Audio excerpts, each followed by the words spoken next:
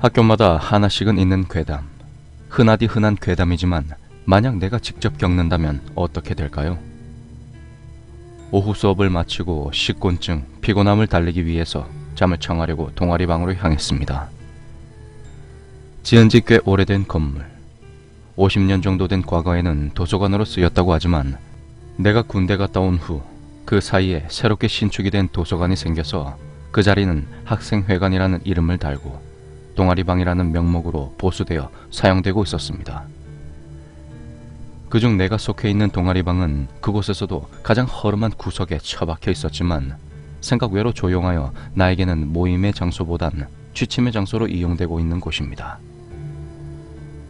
건물이 오래되어 그런지 보기만 해도 엄청난 위화감이 조성되고 있긴 합니다. 어차피 빈 공강 시간에는 잠이라도 자는 게 최고 아닌가요? 오래된 건물이라서 엘리베이터가 없어 계단을 걸어가는 게 조금 힘들긴 하겠지만 동아리방 소파의 푹신함을 생각하니 약간 힘든 정도는 충분히 감수할 수 있습니다. 게다가 피곤해야 잠이 더 잘 오지 않겠습니까? 간신히 올라간 후 동아리방 문을 연 순간 망할. 이미 남자 후배 한 명이 그 소파 위에서 처 주무시고 계셨습니다. 그렇지만 팰 수도 없고, 왜냐면 난 착한 선배니까요. 표정과 모습을 보니 이 후배님이 아마 이미 주무신 지 어느 정도 된 것 같았습니다. 잠자는 데는 강아지도 안 건드린다는 비슷한 속담도 생각나서 약간 아쉬웠지만 그보다는 잠이 먼저였기에 근처에 있는 의자를 주섬주섬 모아서 한 명이 잘 만한 공간을 만들었고 그곳에서 엎드려 자기로 했습니다.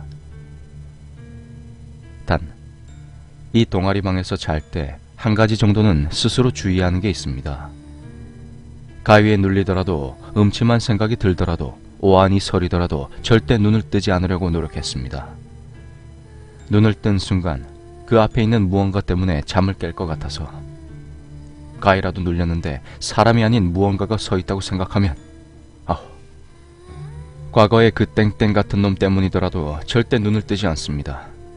게다가 학생회관에는 알 수 없는 뭔가가 있다는 생각은 예전부터 하기도 했었고 어처구니 없는 처녀 귀신 소문도 공공연하게 있었지만 그렇다고 여자 후배들 앞에서 저기 귀신 있다 라고 이야기했다가 다음날부터는 모르는 오빠 취급받기 쉬우므로 그냥 입 다물고 모른 채 하고 있었습니다. 그렇게 자려고 눈을 감은 채 어느 정도 시간이 흘렀을까. 잘 자고 있다고 생각한 후배 녀석이 갑자기 시끄럽게 떠들고 있는 목소리가 들려왔습니다. 후배와 웬 무개념 여자애 둘이서 떠드는 소리가 동아리방 전체에 울려 퍼지고 있었죠. 얼마나 시끄러운지 잠조차 잘 수 없을 정도였습니다. 평소에 그렇게 말이 많은 후배가 아니었지만 남자들은 어차피 여자가 있다고 하면 말빨의 황제로 바뀌는 경우가 많았으니 전 그러려니 했습니다. 주의라도 줄까 하는 생각에 몸을 움직이려고 했을 때 약간 평소와는 다르게 온몸이 무거운 게 느껴졌습니다. 가위에 걸려버렸나. 엎친 데 덮친 격으로 가위까지 눌려버리니 그 시끄러운 소리를 들을 수밖에 없었습니다. 하지만 가위란 것은 정신은 깨어있는 상태에서 오는 현상 중의 하나이므로 녀석들이 시끄럽게 했기 때문에 선잠을 자버려서 눌린 것이라고 그 당시에는 그렇게 생각했습니다. 도대체 어떤 애랑 놀길래 후배가 이렇게 즐거운 목소리로 말하는지 궁금했습니다. 몸도 움직일 수 없는 마당에 이렇게 당한 것을 복수라도 하기 위해서 얼굴이라도 기억해놨다가 차후 선배님이 주무시는데 시끄럽게 한 죄로 좀 혼내줄 필요성이 있다고 생각했죠. 난 눈을 살며시 떴습니다. 원래 가위에 눌리면 눈 살며시 떠집니다. 후배는 그 자리에 계속 누워 있었으며 후배의 앞에 알 수 없는 여자의 한 명이 서 있었습니다. 뒷모습만 보여서 얼굴은 제대로 알 수 없었지만 치마를 입은 걸 보니 확실히 여자라고 짐작할 수 있었죠. 눈대중으로 살며시 본 후에 나중에 잠이 다 깬 다음에 보자. 연애가 얼마나 힘든 것인지 내가 직접 녀석에게 알려주리라 라고 생각한 후 다시 잠에 빠져들었습니다. 아직도 귓가엔 두 명의 목소리가 계속 울려 퍼졌지만 말입니다. 오빠! 괜찮아요? 동아리 여자 후배가 날 흔드는 소리에 잠에서 깼습니다. 선잠을 자서 그런지 몰라도 너무나도 피곤했습니다. 놀란 표정으로 날 보고 있는 여자 후배 서연이었습니다. 왜 저런 표정으로 날 보고 있는 거지? 라는 생각을 하고 있는데 오빠 죽은 줄 알았어요. 진짜 간 떨어질 뻔했네요. 너무 피곤했었나? 아무튼 아까 저 새끼가 시끄럽게 해가지고 잠을 제대로 못 잤잖아. 왜 걱정스러운 표정을 했는지 물어보기 이전에 착한 여자 후배가 아닌 그 옆에서 처음부터 동일한 포즈로 자고 있는 후배, 즉 아까 잠을 못 자게 한 원흉에게 방금 일어나서 난 짜증을 풀어야겠다 생각했습니다. 아니, 방침을 바꿨습니다. 잘 때는 개도 안 건드린다는 비슷한 속담이 있었던 것 같지만 자고 있는 녀석을 사정없이 패기 시작했죠. 아, 형 왜 그래요? 한참을 팼더니 녀석이 간신히 일어났습니다. 평소보다 좀 더 팬 것 같긴 하지만 녀석이 이렇게 무감각한 친구였나? 보통 약간만 건드려도 일어나는 친구인 것 같은데 라는 생각을 했습니다. 너 아까 누구랑 이야기하고 있었어? 시끄러워서 잠을 못 잤잖아. 아 진짜 연애질 하려면 밖에 가서 하라고. 사람 자는데 시끄럽게 뭔 일이야. 무슨 소리예요? 제가 누구랑 얘기했다 그래요? 아까 분명히 치마 입은 여자애랑 같이 이야기했잖아. 아니에요. 저 계속 자고 있었어요. 꿈을 꾸기는 했지만. 그 순간 주위가 아주 추워지는 것이 느껴졌습니다. 나만 느꼈던 걸까요? 오빠, 갑자기 좀 서늘하네요. 옆에서 나와 후배의 이야기를 듣고 있던 서현이가 자신의 몸을 감싸는 듯한 행동을 하면서 나에게 말했습니다. 나만 추워졌던 게 아니었나 봅니다. 그와 동시에 뒤통수가 찔리는 느낌을 받았습니다. 그 느낌을 따라서 뒤를 돌아봤을 때 씩 웃으면서 저 벽 너머로 사라지는 알 수 없는 여자 형체를 봤습니다. 분명 벽을 통과했습니다. 사람은 아니었습니다. 일단 여기서 나가야겠다는 생각이 번뜩 들어서 두 사람의 손을 잡고 아무 말 없이 동아리방을 나왔습니다. 예전부터 동아리방에서 가위를 눌리거나 귀신을 봤다는 선후배들의 이야기는 많이 들었고 나 또한 알 수 없는 무언가가 있다고는 생각했지만 생각만 막연하게 했지 실제로 내가 본 적은 없었기에 어느 정도는 무시하고 있었습니다. 학생회관 앞 벤치에 나가서 그 두 명과 같이 자리에 앉았습니다. 그리고 일단 제 정신을 차리기 위해서 난 담배를 한 대 피기 시작했죠. 이렇게 날씨가 더운데 에어컨도 없는 그곳에서 세 명이 동시에 추위를 느꼈다는 것은, 그리고 내가 본 그것은 무엇인지. 너 진짜 아까 거기서 누구랑 이야기 안 했어? 네, 계속 잠만 잤어요. 그런데 녀석은 조금 뜸을 들이더니 잠시 후 말을 잇기 시작했습니다. 꿈을 꿨어요. 악몽 비슷한 꿈이요.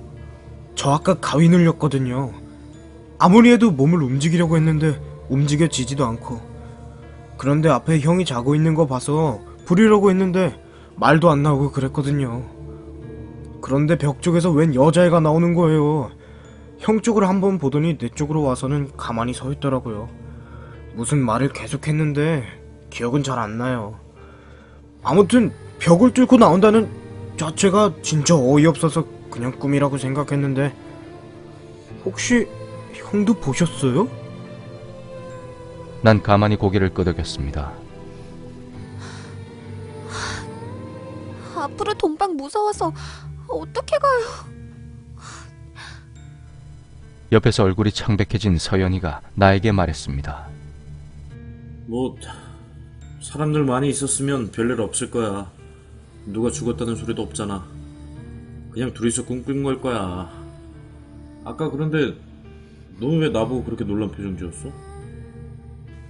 아니, 그게요. 그 말에 서연이는 나에게 자초지종을 설명하기 시작했죠. 동방에 들어와서 내 얼굴이 가장 먼저 보였는데 그 얼굴이 너무나도 창백해서 뭔가 이상해 나를 깨우려고 했는데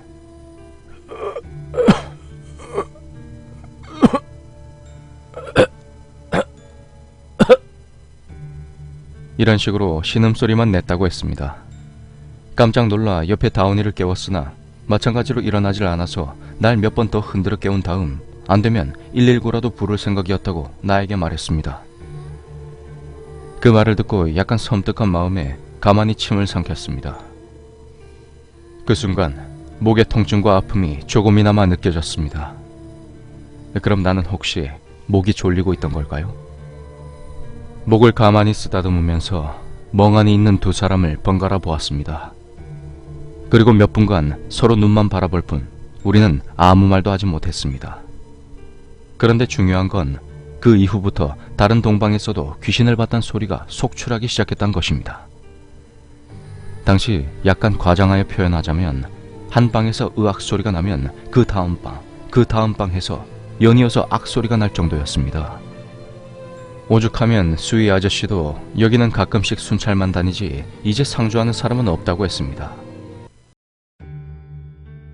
저기 우리 동방 빼서 다른 곳으로 가야 되는 거 아니야? 우리 동아리에서도 이런 말이 슬슬 나오기 시작했고 각 동아리에서도 불만이 폭주하기 시작했습니다. 이런 문의가 빗발치자 학생회와 동아리자치연합회에서도 공동으로 비공식적인 진상조사에 착수하기로 했습니다. 저녁부터 학생회관을 폐쇄하고 그때부터 몇 명이 모여서 귀신이 진짜 있는지 없는지 직접 확인한다는 것이었습니다. 속칭 죽음의 원정대로 표현된 총학생회 부회장과 총무, 그리고 동아리 연합 회장과 간부, 그리고 나름 동아리 내에서 왕고 취급을 받던 나와 실제 경험자인 다운이까지 이렇게 6명 말입니다. 난 당연히 무섭다고 빠지려고 했지만 남자가 무서운 게 어딨어 라는 말 한마디로 일죽당하며 퇴짜를 맞아버렸습니다. 서로 간의 소주와 간단한 몇 가지 안주거리를 가지고 예전부터 말이 많았던 우리 동아리 방에서 시간을 버티기로 약속했습니다. 다음날 저녁 1시간 정도는 귀신이 있네 없네 하며 서로 간의 의견 대립이 있었지만 그것도 한계였습니다. 나머지는 술에 취한 채 그냥 비몽사몽으로 미래에 대한 이야기, 학교 이야기, 그리고 군대 이야기, 여자 이야기, 이런 식으로 태클을 타고 있었습니다. 남자만 6명이니 뭐 뻔하지 않겠습니까? 그렇게 밤 10시가 넘어갈 무렵 갑자기 밖에서는 비가 내리기 시작했습니다. 태풍이 북상한다는 말은 들었지만 우리나라에 접근하는 건 좀 시간이 걸릴 줄 알았는데 벌써부터 영향권이라니. 게다가 귀신을 보러 모인 사람들인데 분위기까지 으스스해지니 내 눈에도 나머지 5명이 움츠려 있는 게 보였습니다. 그리고 그 찰나에 학교를 8년째 다니고 있는 동아리 연합 회장이 말을 꺼내기 시작했죠. 내가 예전부터 선배들에게 듣던 소린데 말이야. 갑자기 그 형님이 미스테리한 이야기를 하기 시작했습니다. 과거에 이곳이 도서관일 때부터 귀신이 출몰했었는데 너무 많이 출몰해서 처음에는 모든 열람실을 10시 이전에 폐쇄했었다고 했어. 하지만 고시 준비하는 친구들이나 공부 열심히 하는 친구들의 불만으로 인하여 수위 아저씨를 배치하고 한 개 열람실만 새벽 2시까지 오픈했다고 하더라고. 그런데 수위 아저씨들이 몇 달을 못 버티고 갔는데 이 이유 중에 가장 유명한 일화 몇 가지를 소개하면 맨날 새벽 2시까지 공부하다가 집에 가는 여학생이 한 명 있었는데 하루는 시간이 돼도 나오지가 않아서 수희 아저씨가 직접 가서 물어봤대. 학생, 그 집에 가야 되지 않겠어? 네. 그런데 머리가 아파서 갈 수가 없어요. 그래도 집에 가야지. 그 말을 하자 그 학생이 천천히 일어나서 집을 가려고 하는데 아무리 봐도 이상하더래. 그래서 문 앞에서 택시비라도 챙겨주려고 따라가서 불렀는데 다시 보니 머리가 절반 정도 깨진 채로 피를 줄줄 흘리고 있는 채로 걸어가고 있었던 거야. 수희 아저씨는 그대로 기절했고 알고 보니 그 전날에 사법고시 1차 합격 발표였는데 떨어진 것을 비관한 나머지 아파트 옥상에서 뛰어내린 거지. 머리부터 떨어지면 어떻게 되겠어. 불쌍하게도 맨날 공부하던 습관을 버리지 못해서 자기가 죽은지도 모르고 도서관에 온 거 아닐까? 그 수희 아저씨가 마지막으로 본 것은 그 여학생의 모습이었겠지. 잠시 정적이 흘렀지만 그것을 깨듯이 다운이가 말하기 시작했습니다. 그런데 형님, 그 정도야 흔하디 흔한 괴담 아닌가요? 나 또한 그렇게 생각했습니다. 어차피 학교 내에 별 웃기지도 않는 괴담들이 판치는데 그 중에 하나를 선배가 들었다고 생각했습니다. 그 사건과 지금 나타나는 귀신이 동일 인물이라곤 생각되지 않았습니다. 내가 본 정체 모를 그녀는 외관상으로는 너무나도 깨끗했기 때문이죠. 500원짜리 공포특급에나 나오는 스토리가 당시 사법고시 풍토에 맞추어서 약간 변형된 거겠지 라고 생각했습니다. 그 선배는 그 이후로도 계속 귀신 이야기를 하기 시작했습니다. 남자 6명이니 무서울 건 없었지만 100가지를 채울 모양인지 별 내용을 다 말하고 있었습니다. 가장 흔한 무덤 자리부터 시작해서 예전 학생운동 할 당시의 여자 귀신이라든지 남자에게 버림받고 죽은 여자 귀신이라든지 등등. 그 정도면 나도 하겠습니다. 난 실제로 본 것만 해도 1000개는 넘게 할 수 있겠어 라며 생각하고 있었죠. 그런데 시간이 지나면 지날수록 선배의 말투도 점점 리얼하게 변해가더니 나조차 믿어버릴 정도로 사실적인 이야기를 뱉어내기 시작하는 겁니다. 그 말에 모두들 숨을 죽이고 그 내용을 듣고 있었는데 너무나 사실적이어서 실제 선배가 겪었나 할 정도의 이야기들이 하나둘 나오고 있었습니다. 이 선배가 갑자기 왜 이러지? 라는 생각을 가지면서 문득 시계를 봤습니다. 12시가 다 된 시간이었습니다. 그때 밖에서 누군가가 문을 약하게 두들기는 소리가 들렸습니다.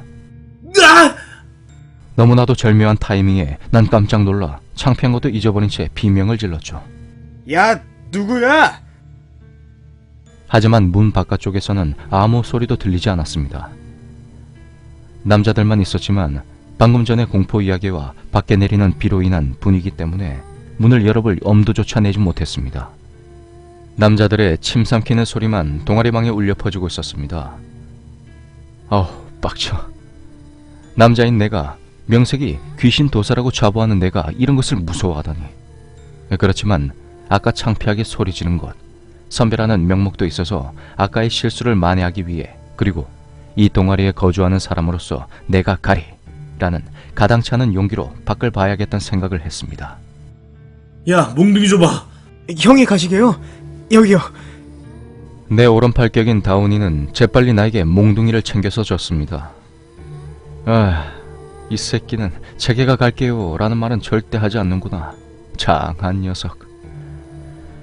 어쨌든 무서운 마음보다는 어이없는 마음이 갑자기 더 커졌지만 어차피 손안에 든 몽둥이, 남자가 몽둥이를 들었으면 수박이라도 깨야 하는 법이란 말을 들은 것 같습니다. 난 한 손에는 몽둥이를 든 채 문으로 천천히 향했습니다. 저게 누구세요? 내가 말했지만 왜 이리 소심하게 말했는지 모르겠습니다. 문 밖에서는 아무 말도 들리지 않았습니다. 난 강한 용기로 문을 벌컥 열었습니다. 문 앞에 귀신이 칼을 들고 서 있을 줄 알았는데 문 밖에는 정적만이 맴돌았습니다. 등줄기에서 땀 비슷한 것이 흐르는 게 느껴졌죠. 문 밖에 아무도 없다. 진짜 귀신이 문을 두드리고 간 건가? 이렇게 사람이 많은데 자신의 존재를 대놓고 드러내겠단 말인가? 그때 옆에서 무언가가 날 덮치는 게 느껴졌습니다. 늦었다. 몽둥이를 휘두르려고 했지만 힘이 없었습니다. 이대로 당하는 건가? 애비, 오빠! 난 온몸에 힘이 풀리는 게 느껴지며 그 자리에 주저앉고 말았습니다. 간신히 나를 덮친 것을 바라보았습니다. 순간 열받아 죽는 줄 알았습니다. 날 깜짝 놀라게 한 것은 서현이었습니다. 이제까지 남자 6명을 모두 숨죽이게 한 건 내 앞에 해맑게 웃으며 서 있는 작고 귀여운 내 후배였던 것입니다. 깜짝 놀랐죠? 와, 완전 대박이야. 오빠 주저앉았어. 난 어이없어 말조차 이을 수가 없었습니다. 아무리 상대방이 여자였지만 다운이 포함 그녀를 아는 사람들, 그리고 그녀를 몰랐던 다른 사람들도 동아리방 문 앞에 서 있는 그녀에게 육두문자를 날리기 시작했습니다.